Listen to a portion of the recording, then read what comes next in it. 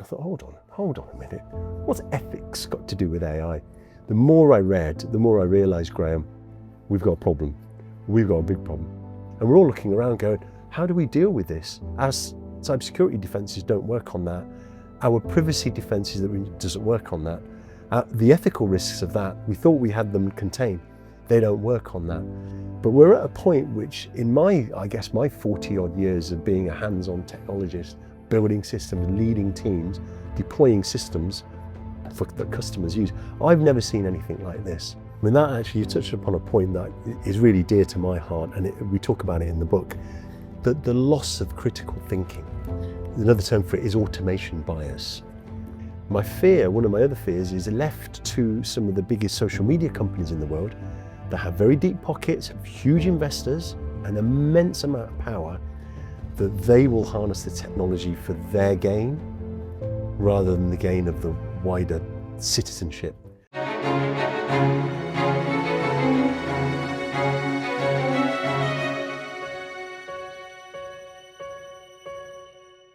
So this week, Dr. Paul Dongha. Pleasure to have you here. Lovely to be here, Graham. So this week, I think the topic you're going to talk about, so you're an author.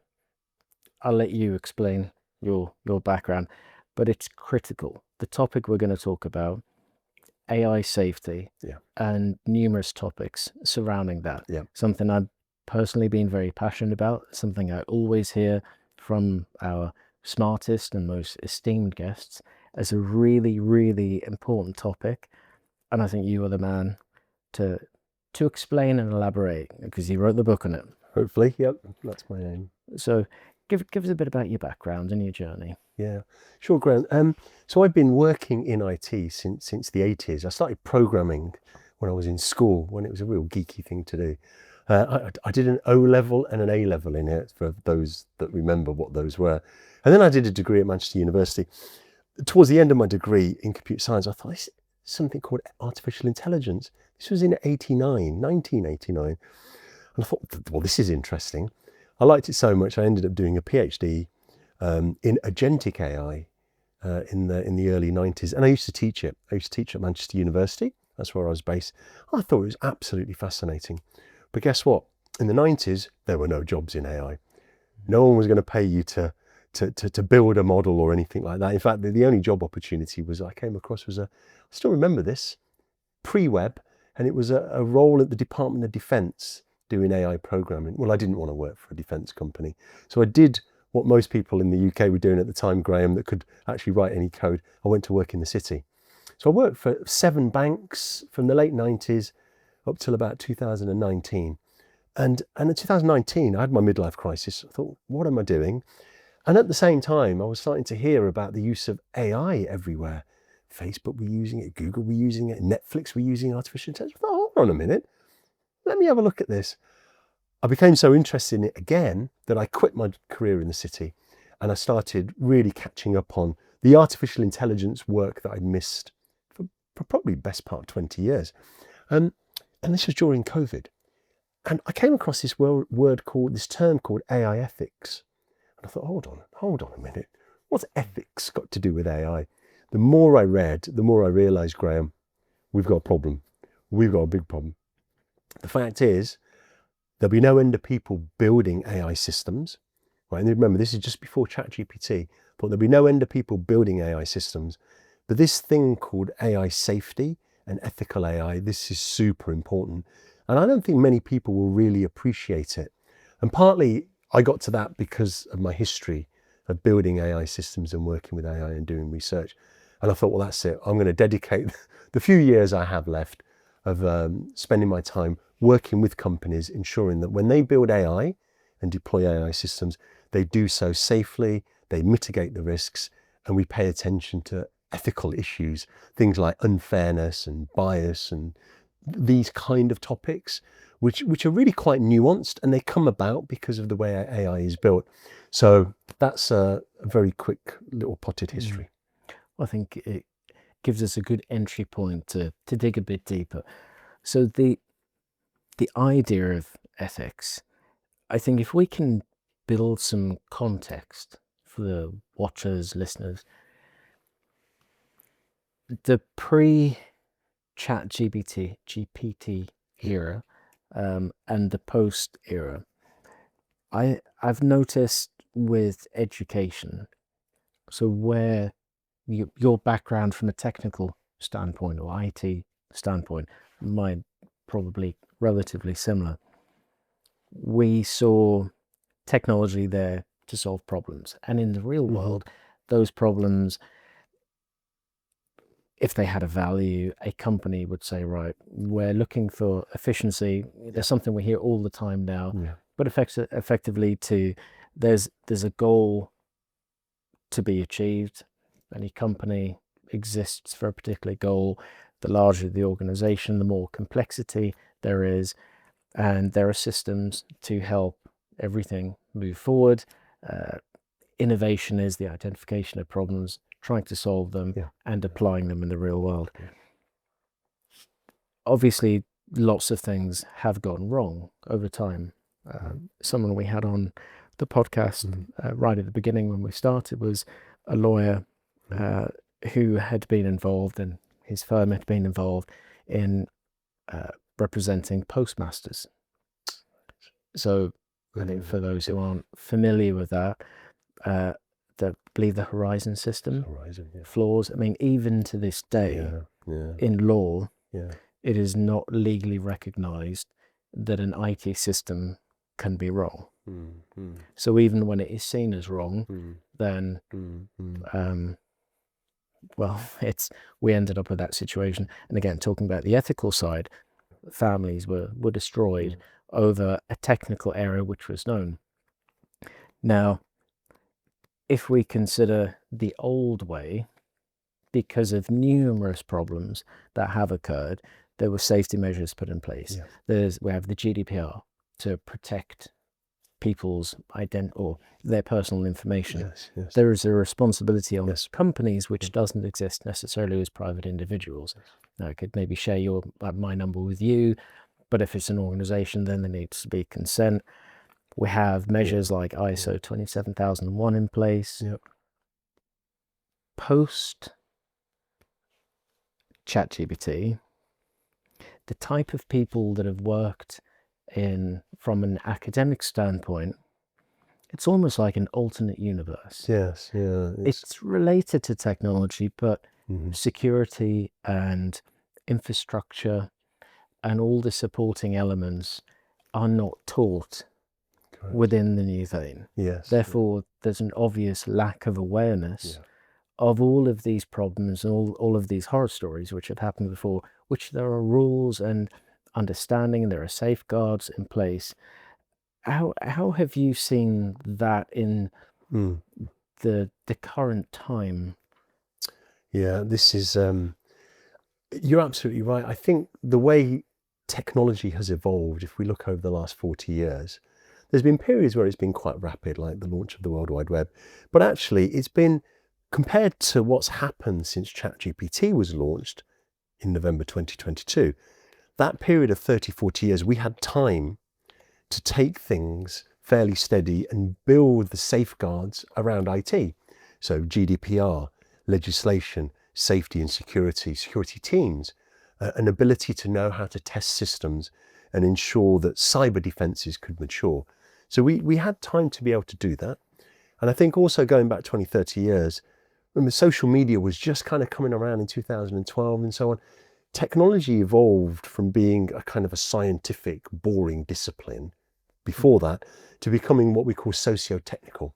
So only since 2012, our systems affecting society, when we look at things like Facebook and social media and so on and Instagram, those are socio-technical. So they're now in our lives and in our lives every day, in our social lives, in the fabric of communities and so on and so forth. So we were just starting to get to grips with all of that lot in the late 2015 and so on and so forth. What happened in 2022 with the launch of ChatGPT, that's a very specialized but huge AI system. And it really was a bit of a breakthrough. I mean, it really was, we call it a step change or what have you. That has actually just blown apart a lot of the work that we did do during those 20, 30 years around safeguards, around controls, around cybersecurity, and so on and so forth. And I think right now we're in this situation where the genie's out of the bottle, and it is a kind of very, very powerful new invention. And we're all looking around going, how do we deal with this? Our cybersecurity defenses don't work on that. Our privacy defenses doesn't work on that. The ethical risks of that, we thought we had them contained. They don't work on that. So we're at this, you can call it an inflection point, but we're at a point which in I guess my 40 odd years of being a hands-on technologist, building systems, leading teams, deploying systems that customers use, I've never seen anything like this. So the dangers are there, and they're absolutely huge. On the other side, you've got more investment than I've ever seen going into companies, and some of them are just a few, primarily in the US, to build ever more powerful AI systems. And that dislocation between the people that actually understand what needs to be done on a safety point of view versus those building the most powerful systems, that's like a chasm. That's absolutely huge. And for me, that's really concerning.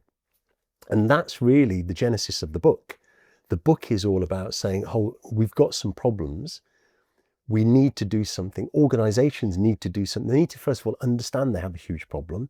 And we talk about 9 risk areas in the bank. I call them risk areas.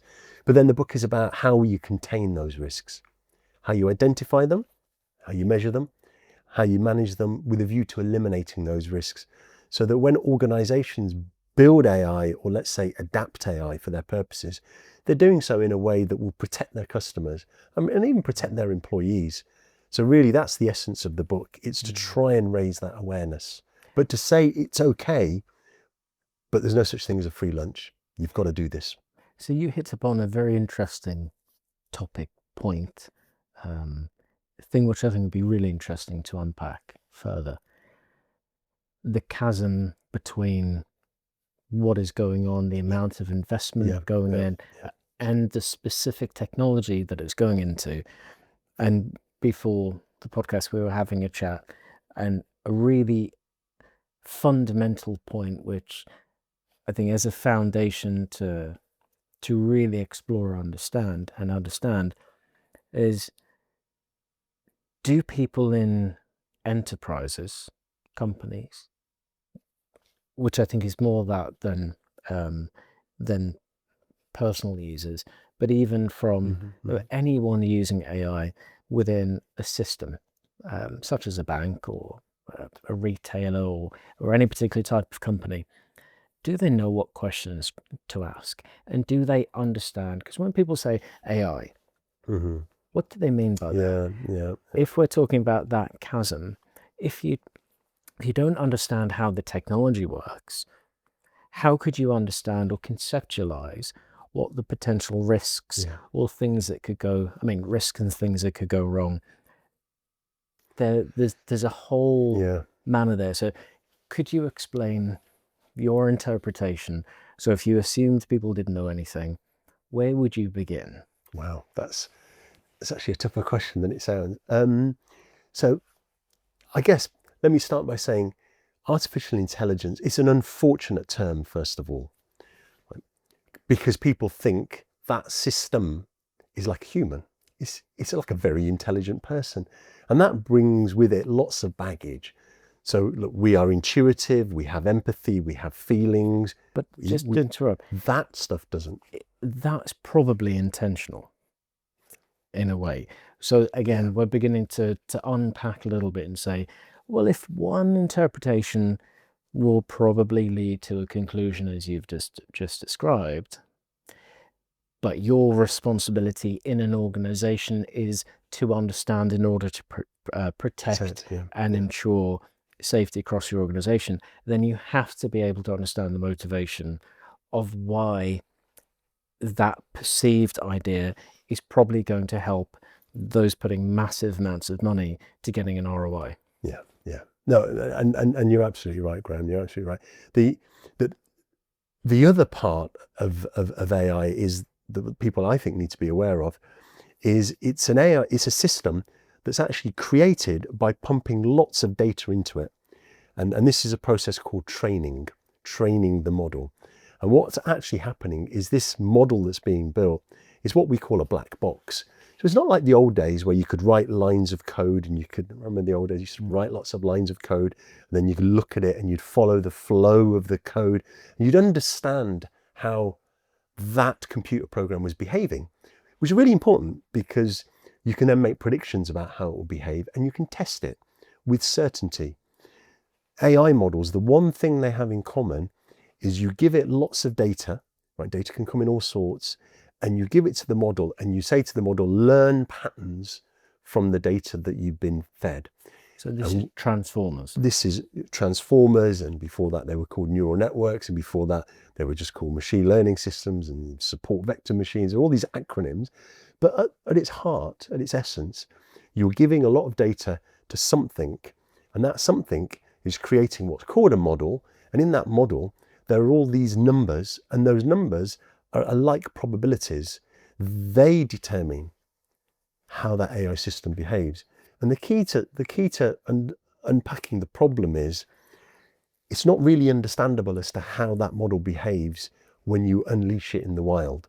So when we call it deploying it or putting it into production, when it's out there and real people are using it, you can't say ahead of time what that AI will respond with.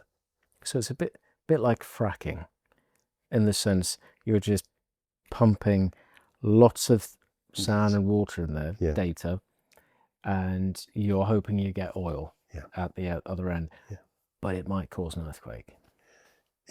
At its worst case. Now of course, the picture I've painted is it's quite bleak. So I'm clearly it can be used very well for a number of different areas, but actually at its core, what it has is, we call it a probabilistic system. In the book, I call it probabilistic system. They have an inherent flaw, and the inherent flaw is that lack of predictability about how it will behave under different situations. And that's one of its biggest Achilles heels, is exactly that. We can't, and organizations, banks, insurers, all sorts of organizations, there's one thing they need to do is to build systems that are, we call it repeatable, resilient and robust. So every day we know how it will behave. Under different data inputs, we know how it will behave, and we've tested it.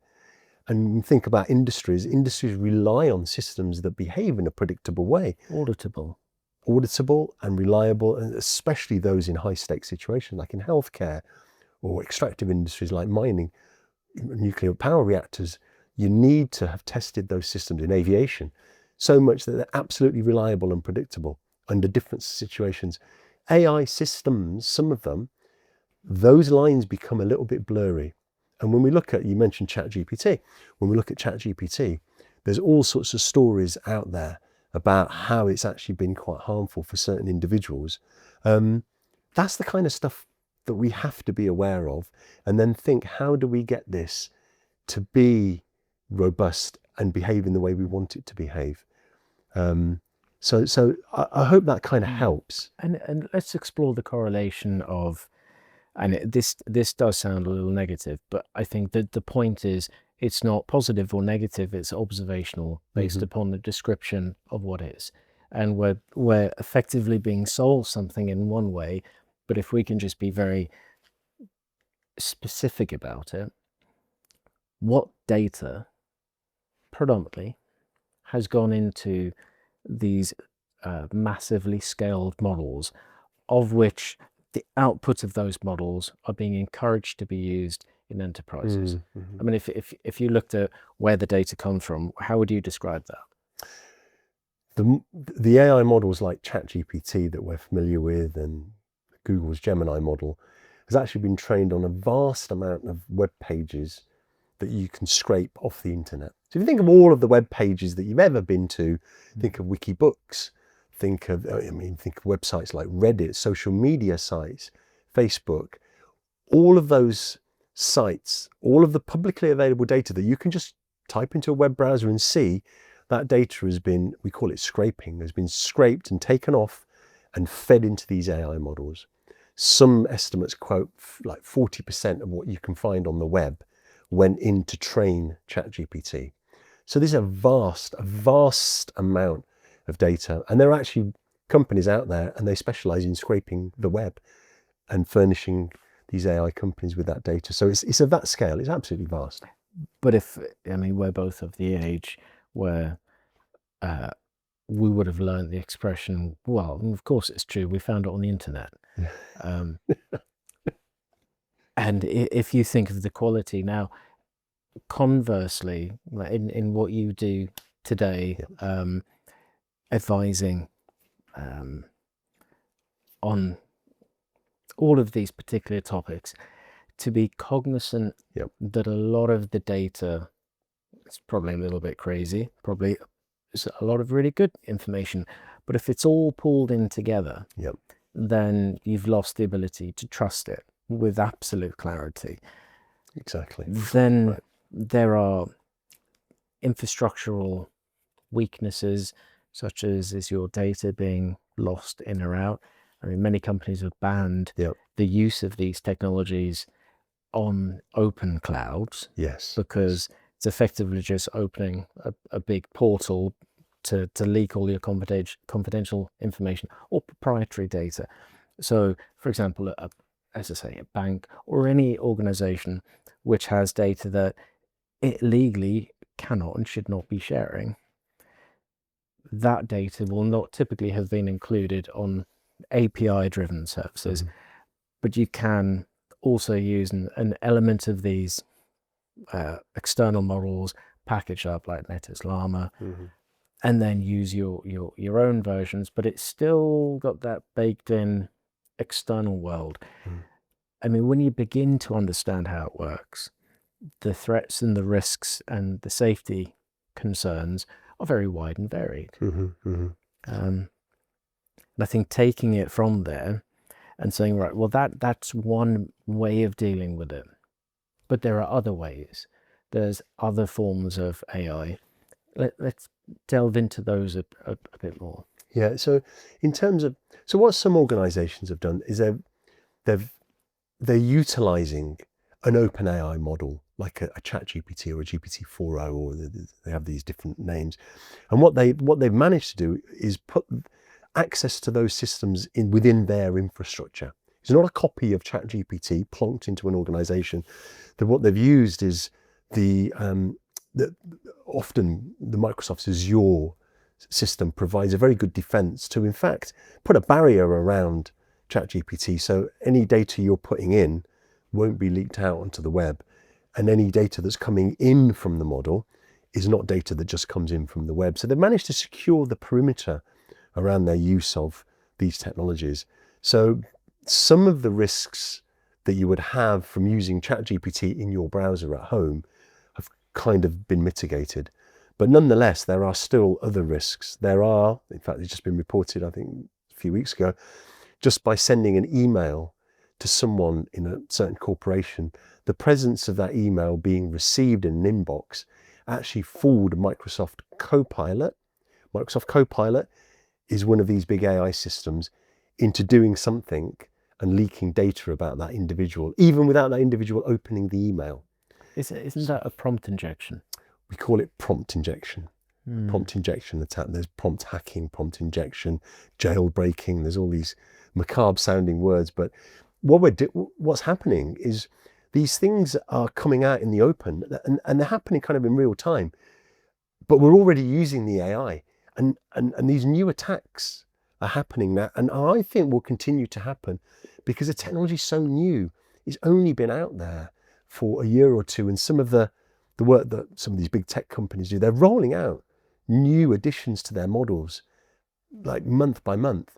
So how can any organization really make sure that from a cybersecurity point of view that they're on top of everything? I mean, that particular email being received in someone's inbox, no one would have thought that could have triggered what was in fact a data leak. You've never heard of anything like that. And that's why our old way of pre-ChatGPT, it was fairly locked down and secure, and we had time to develop defenses. Now we're seeing this play out in front of us, and it's quite shocking. Well, I know a number of countries, or at least regions within countries, I believe in Germany and Denmark, have banned they have Microsoft, and they've moved to Linux-based systems for that exact reason. Yep. And I mean, our Yeah. guest last week, which is going to be live very shortly, has a cybersecurity company. He's former SAS. We were discussing at length and with some of his team the whole plethora of new attack vectors which are constantly being discovered. But it goes back to something that you said previously, which I think is very important, is the world has adopted an unfinished technology created from a particular perspective with known limitations, and usually that's not the way things work through. No, indeed So it's not. No. Historically, how would it work? Why would it work that way? And what's the difference between, let's say, the post-chat GPT era?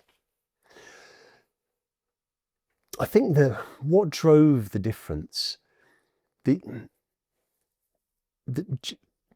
chat GPT, and I suppose in terms of answering your question, I'm thinking of the origins of that technology. So it was actually invented in Google. So Google Brain, some researchers there, they published a very famous paper in 2017. They took this idea of what I called a neural network, which is a bit of old AI, and I don't want to confuse people. And they had a look at that and thought, let's try a few tricks on this and let's see if we can make it do something that it's never done. So they actually embedded some logic within this thing that they called a transformer, and they unleashed it just to see what would happen. And then Google forgot about it. It was just another research project. And actually what happened is a very famous AI researcher at OpenAI called Ilya Sutskever found the paper and thought, oh, that's interesting. And he actually gave it to his colleagues at OpenAI and they implemented it, but they just scaled it. There was this belief in OpenAI and some AI researchers that the bigger that you make your model, that's the AI, and the more data you feed it, you just keep scaling and make it bigger and bigger and bigger, make the model wider, deeper, broader, and you put this magic ingredient in that the Google researchers had found. They thought, oh, we think that will work, we'll give it a go. And I think, obviously I wasn't there, but I think they themselves were surprised at actually how competent it was in terms of natural language dialogue.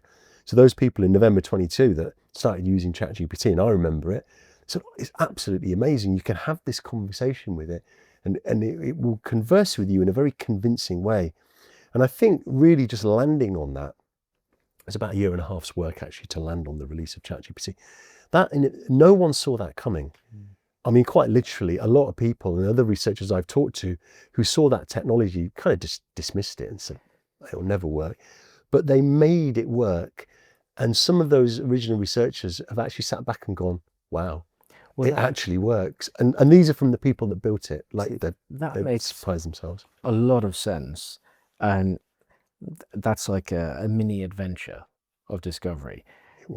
Now, prior to that era, how would it be done where you're building, because you've discussed before, iterative safeguards that are built in. Yeah. Now we know how the transformer-based technology came about and has skyrocketed. Now let's compare that against how it would be done previously, or technology would be iterated, developed, productionized, and actually... Absolutely, Graham. So I guess if we look at the history of technology and systems that were built, whether they're AI or whether they're just any other IT system, typically it's been built in layers. We've started building a system using programming code that was laborious.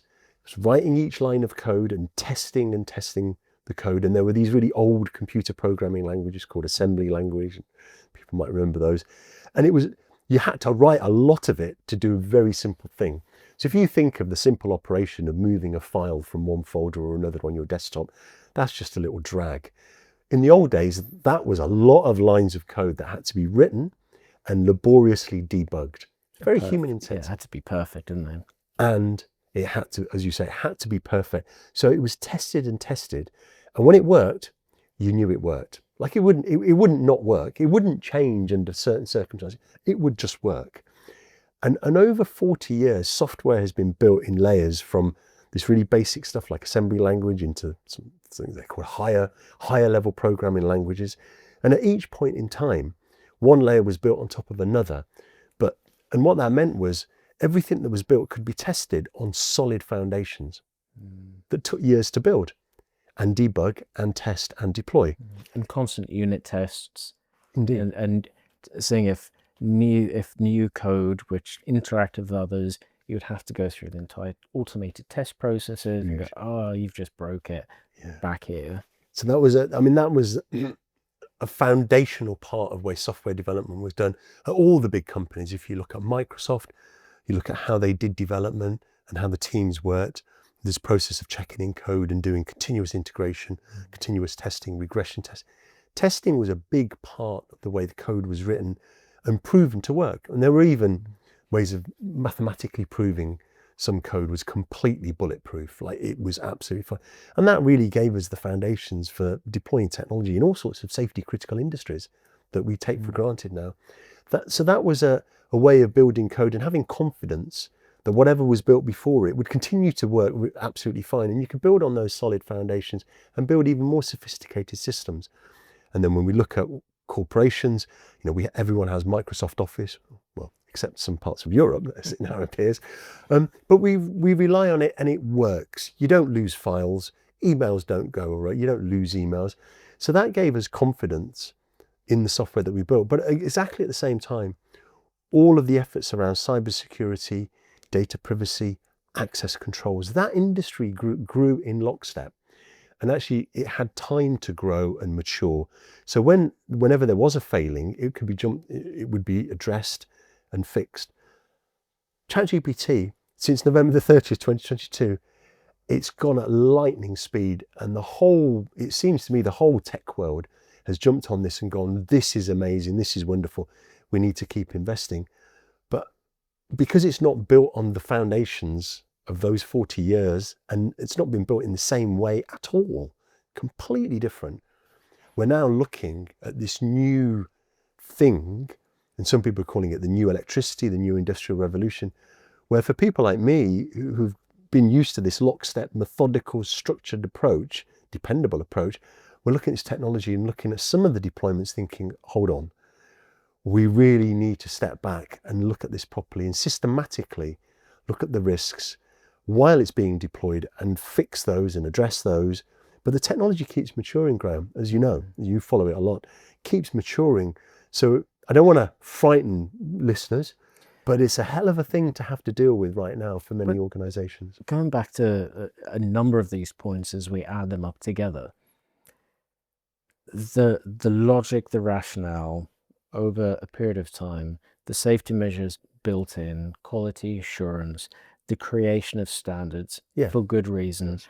Even within enterprise, when you buy large enterprise software, then you have an expectation that all these standards have been met. You look for certification, you look for assurance that all of that is being considered. Correct. None of that has been considered. But also, if we look at half the world's information, a lot of which could be absolute garbage, there's this vast, huge problem that we know hasn't been through any of these particular criteria properly, that fundamentally is subjective. Exactly. Because it's statistical probability of the next word. Exactly. And that's all. Of the next word appearing on the basis of all the text that scrapes off the internet. Which may be mental. Which may be which often is quite dubious. And then, so it is. And then saying, put that in.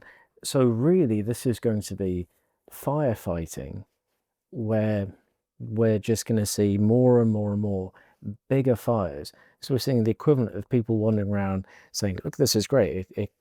It's going to help, in the first instance, the lazy thing. Well, who can we fire? Right. Unfortunately, yeah. That because, and we had James McQuivey from Forrester on, and he said he gets so frustrated because the CFOs immediately go to, oh, so we can reduce headcount. We can, And save on headcount. He had said, well, if you're looking to reduce headcount, this has got nothing to do with AI, then you've probably got an issue with the business anyway. I think so. The interesting thing about the transformer architecture is it's something called auto-regressive decoding. So when you type a prompt, ChatGPT will start typing a response to your prompt one word at a time. And the way it doesn't even predict the next word given the words it's just spat out. It's actually predicting parts of words, which are called tokens. Yeah. So this AI system does not understand what it's telling you in the way that you understand a response or in the way that you would respond to someone. It is quite literally generating, you think of a token like a syllable. It's quite literally typing a response, adding a token to the end of it, then looking at all of that and then saying, what's the most likely next token? Adding that to the end, and then looking at all of that and saying, what's the next most likely token given all of these? And it continuously does that. So for every single answer you'll get from ChatGPT, it's done this thing called auto-regressive decoding. It's quite literally predicting what's the most likely sequence of characters given all the characters it's seen in its training data. That is at its core the so-called intelligence in it. A lot more has been built on top of it. Don't get me wrong, there's an OpenAI and some of the frontier labs have done a lot more work on top of that. But at its core, this thing called auto-regressive decoding is what it's doing. And I think when you understand that and you compare it to the way we as humans think and talk and work, we don't operate that way. Poles apart. That's why I always say I'm really upset, I really regret that we call it artificial intelligence. People focus on the word intelligence and think it is what we think of as intelligence, but it's not. But we don't even operate. I mean, some people are expressive through words, but an equal amount or think with vision, think with visual imagination. Yeah. There are others that comprehend in different ways. And even how we learn, we've discussed with numerous educators on the podcast before. And just the training element, there's an element of training, but there's all of our sensory capabilities as human beings. There's relationships, there's emotions, there's facial expression. When you really look into it in a proper human manner, I think it's a little insincere to say words represent the overwhelming form of communication. Correct. You touch upon a really good point. Those large language models have been trained on text, but we process information that's visual, audible, that's video, all of these different sources of temperature, extremely rich, carry a lot of information in that is not expressed in words on the internet or on the web. And all of that is missing. The amount of information we process through our senses in the first 4 years of life, for example, far exceeds all of the text that's on the internet. So I agree, and there are many researchers, I think, that have a similar point of view, that actually what makes us human and what makes us intelligent, all of those things based on processing all of that information, these LLMs aren't even close to that. And given that we don't know how the brain works, we can't say that we've cracked or decoded the human brain in an LLM. It's a really poor excuse. And what an LLM is really good at doing is taking in a lot of information and summarizing it, maybe shortening it, maybe filtering it. There are some things that I've been surprised about how good it is at doing, given that it's trained on all of this data. So there are certain things you can use it for that is actually really, really good. But for me, it's about identifying those, constraining those, and then deploying them effectively so they augment the work that we do in a positive way. Harnessing that potential, which I think is really important. That's the education element, an education to people within business. Yep. So they can understand, okay, so there's fantastic utility and function with an LLM. Yep. There is more appropriate in other circumstances utility in graph-based RAG. Yeah. Or you could vision-based, and like anything, there are certain clothes that you wear when it's freezing cold, and when it's really, really hot, you wear appropriate clothing. So it's what works for what you're trying to achieve. And that goes back to the mentality of thinking about what is it you're trying to achieve. How should you go about it? What are the considerations? Simmons, critical thinking, which is a bit of a strange topic these days, but the importance of critical thinking and questioning, and not just assuming, well, look at the hype, that's what it is. It like anything in life, be open to understanding what is going on. I mean, that actually, you touched upon a point that is really dear to my heart, and we talk about it in the book, that the loss of critical thinking, another term for it is automation bias. The risk is that not just employees, but the general public, citizens, will stop thinking hard because the AI is doing the work for them. And they will stop looking at things and thinking, well, actually, let me think really carefully and hard about that, rather than just accept what the AI is telling me. And I think it's a real risk.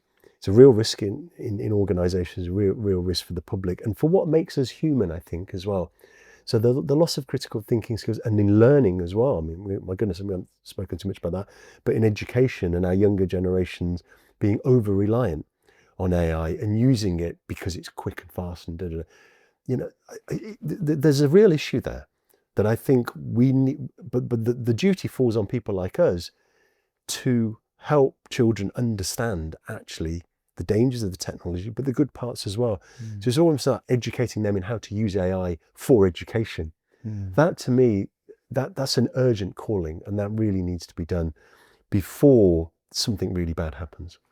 Well, it's in many ways the precursor to that was social media, because before social media, you probably had to experience something. Now that does lead to biases. I mean, probably where you're from and where I'm from compared to where other people in this country are from, you can probably see a lot of what your political voting would probably be, the type of house you're going to live in. There's a lot of the football club you might support, or are you football, or are you rugby? All of these particular things. I'm from up in Newcastle originally, so a little different to where I am now. But again, as soon as the internet was available, it was a door open. So suddenly we could break down the barriers of, we only understand our surroundings. We can get a wider perspective. But then social media was, in a way, selling the dream, the idea that influencers came about. And do they have the lives? I mean, having been in the music industry, how many pop stars own the cars in their videos? Well, they're rented, right? It's the superficial dream. Now, if you have a £50,000 budget, you can do that for a music video, but social media made that available to everyone. And the kind of shortened thinking, the TikTok compression of the shorter and shorter and shorter attention span, then apply this new wave of AI, and there's a logical lateral flow in how these conclusions, and also the lack of understanding or the lack of critical thinking, the lack of questioning about, well, what could that mean on a negative basis, or even a positive, positive within the narrative, but possibly not positive in an innovation perspective. I think, look, the social issues you've touched upon. Let's look at deep fakes, the dangers of deep fake technology. Which is really sad, because actually the chap Ian Goodfellow, who invented the technology behind deep fakes, actually had such a good idea of making AI more accurate. And it's just been, unfortunately, badly used and deployed to build deep fakes. Deep fakes in one area could be quite good, but I don't have to expand on the dangers of deep fakes. There's many news items about it. And deep fakes are becoming even more realistic now, with the addition of audio, video, lip sync, etc., etc., etc. Deep fake technology, to me, that's a real danger. It's a real danger for a younger generation who could be susceptible to deep fakes being on social media. So to your point, take social media, take it to the next level now, add in deep fakes, add in this, add in that. You've got there a real dangerous cocktail whereby our younger generation can't discern the difference between reality and the dream that social media was selling. One of my biggest fears actually is that there will be certain actors that will deploy that precisely to influence people, precisely to get attention. We know social media is all about grabbing people's attention. It will be that model, but on steroids. Now, the dangers of that to society, the fabric of society, I think we really need to look at this, and not just us as people, but actually I would go as far as to say actually our governments and our democratic elected organisations, they need to step up and say we need to intervene, because this is about the fabric of society now. This is about family structures being threatened. It's without being too alarming. There'll be a lot of younger people that say, oh, I know, I can tell the difference between deepfake. I know it's not really real. But okay, some people can. But our more vulnerable younger people, who can become more isolated from interacting with social media, so they don't have to go and see people. And are we giving them the skills in resiliency and so on? So I really worry about so much of that. The little story I always have is I had some young people working for me in a different organisation where I worked, and they were technical people, and they said, look, Paul, we can just work from home the whole time. I can do my job from home. And I said, no, technically, the technical work you can sit behind your computer in your room all day, 10 hours a day, however long, and do it. But I want you to come into the office from time to time. And they said, oh, that's for those water cooler conversations, so the boss can see us and all that. And I said, no, it's not that. You need to come in and see a human being with your own eyes, in the flesh, in front of you, and the expression on their face when you talk to them. The Zoom or Teams screen is not a substitute for real human contact. Now, I'm not a psychologist or a psychiatrist, but as I'm sitting here talking to you, what I'm experiencing, what you're experiencing, that's not replaceable by technology. You need to live it and see it. And I think there's something in there, the essence of what makes us is we are social animals, and we need that to nourish ourselves, to live in a society. And my biggest fears is we're going to lose a lot of that. And that to me really worries me. But equally, I mean, I've seen this. I have people in the office. I work with actual humans. Well, far more. I mean, the whole pandemic phase was peculiar. yes. But I see a massive value in actual people, in meeting people in person, and having lunch together, having dinner, experiencing the realities of real life. And the more that it will effectively someone's image, their language, communication in the AI form becomes just generally commoditized and lowered in value.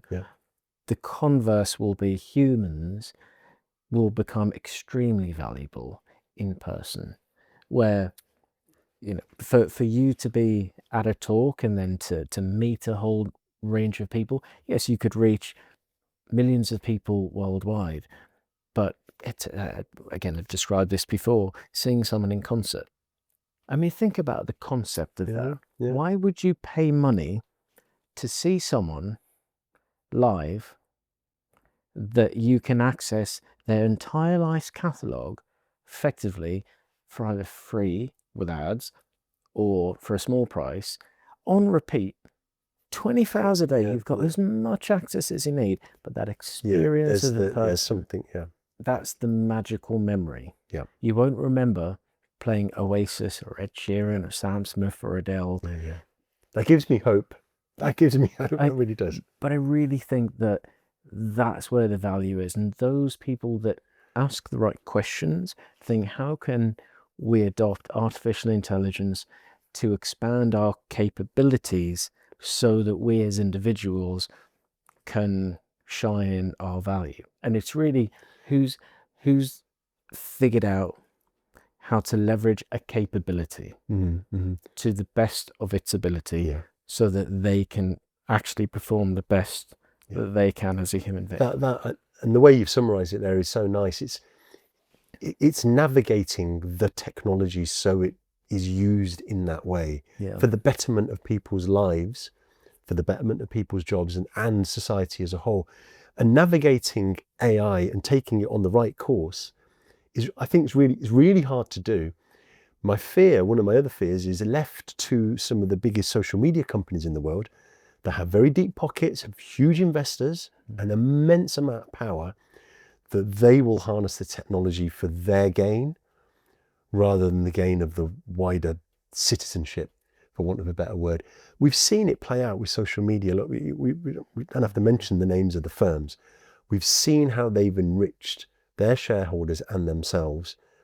And I would say in some cases exploited people. In some cases, in other cases, it's been really good to be connected with everyone.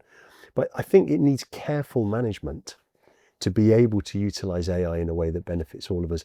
And that navigating that course, right, managing that course is about having the open discussion about the bad sides of AI, the good sides of AI, and ensuring that people are aware and understand. And those that are responsible for actually looking after citizens in our country, they pull the right levers to make sure we get the benefits for our citizens rather than too much of the downside.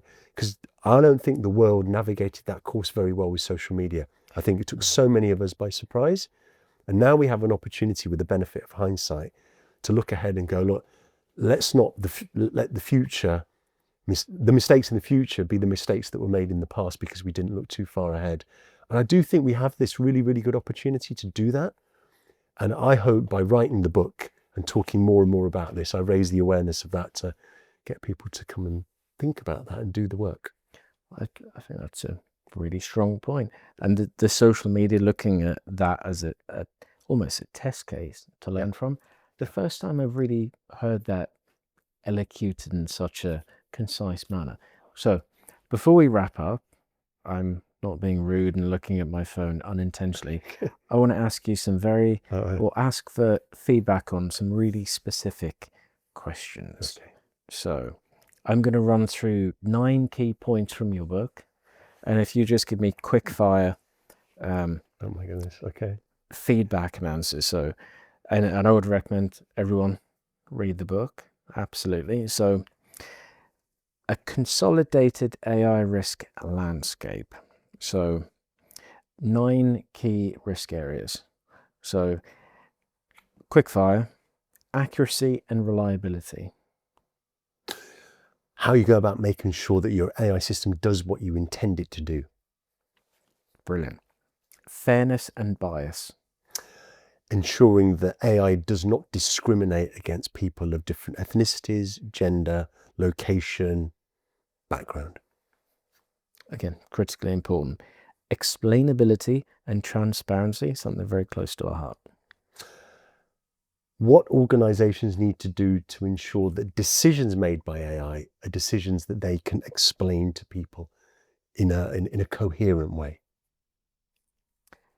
Accountability. Ensuring that the people that build the AI systems and deploy them are actually held to account. So when it goes wrong, you know who to point the finger at. And probably equally when it goes right, that you can allocate Sorry, I credit. should say that. That's right. Yep. Yeah. Yep. But we are talking risk here. So exactly. Privacy. Ooh. Ensuring that people's data is looked after and not released without control and consent. Security. Ensuring that your defenses around your AI are impenetrable to prompt hacking and jailbreaking and injections. Something we didn't really touch upon, but I think is really important, and people can allude from reading into some of the topics we talked about, but is really important: intellectual property and confidentiality. That refers to ensuring that companies' IP that I have in my company, is not accidentally leaked elsewhere. And on the copyright side, dealing with issues whereby copyrighted material enters my AI and is used in outputs that I create inadvertently. So there's a big topic around how AI is threatening the creative industry, which I'm sure you'll be very well aware of. And it's a really thorny problem around what is fair usage. And potentially huge topic. Legal liability as well. Oh, indeed. Yeah. Companies have to be very careful. Safety. Ensuring that systems are reliable, robust, and resilient. So what that means is, if your AI system receives a funny input, that it deals with it okay, and it doesn't do something horrible and unexpected. Makes sense. Workforce. Ensuring your use of AI benefits employees and doesn't threaten their jobs. Last one, and I think very, very important as well. Again, something we've alluded to, environmental and operational cost. Companies need to ensure that they understand the impact of using AI on the environment. And when I mean the environment, which is the cost of energy, the emissions of their AI, and even potentially the water that's used to cool the data centers that power AI. Organizations need to be very, very aware of what that means for them. And on the cost side, how do organizations forecast how expensive AI is going to be in the future? So those two things, which kind of are interrelated, the book talks about how to deal with those. Brilliant. So the book, Governing the Machine by Paul Dongha. Finally, where can people buy it? Okay, so the book launches on the 23rd of October. So it can be bought online, you can buy it on Amazon. You can buy the hardback copy, the audio book and the ebook beginning the 23rd of October. You can pre-order it right now on those popular websites, but you won't get delivery until just after the 23rd of October. But from that date onwards, it will also be available in most high street bookshops and large retailers. So you can go into a shop and actually buy the physical copy. Well, I think people should start pre-ordering now, and if they're watching this after that date, they should go get a copy. Paul, it's been a pleasure. It's been great talking to you. Thanks very much, Graham. Cheers.